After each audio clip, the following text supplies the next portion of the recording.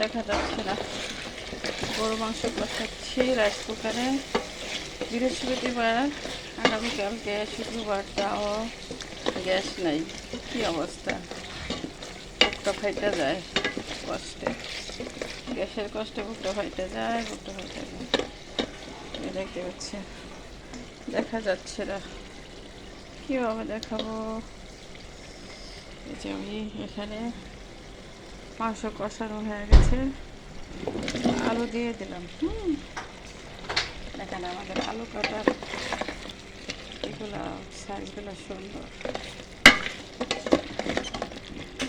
তবে আমাদের বিক্রমপুরের মানুষদের কাটাকুটি সুন্দর, বিশেষ করে যেটাই কাটে সেই তরকারিটার মধ্যে কাটিংয়ের আর্ট থাকে।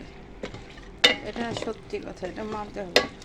অনেক দেশে অনেক সবজি কাটে, কিন্তু তাদের কাটাকাটি সুন্দর না, পছন্দ হয় না আমার।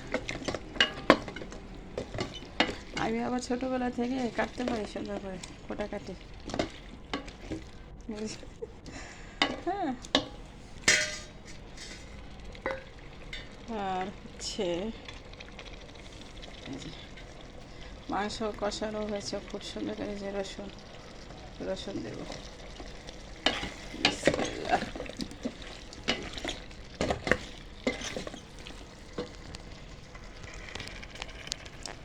আমলে যাবেন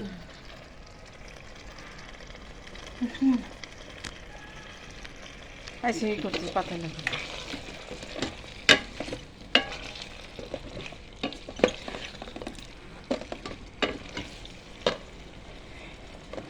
ধোয়া বের হচ্ছে তো, তাই কালার দেখা যাচ্ছে না। অ্যাকচুয়ালি কালারটা সুন্দর হয়েছে। তো এই যে আমি ঝোল দিয়ে দিব, আমার ছেলে খাবে। ভাতও রাইস কুকারে রান্না করেছি, ওটা অন্য পাশে পাকের করে রেখে দিয়েছি, হতে থাক।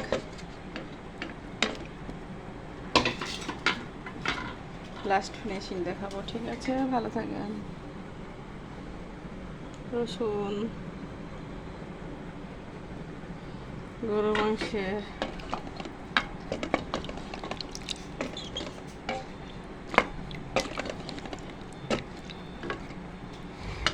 মাংস কতটুকু কষিয়ে উঠিয়ে রাখছি তো, তাই এখানে মাংস কম।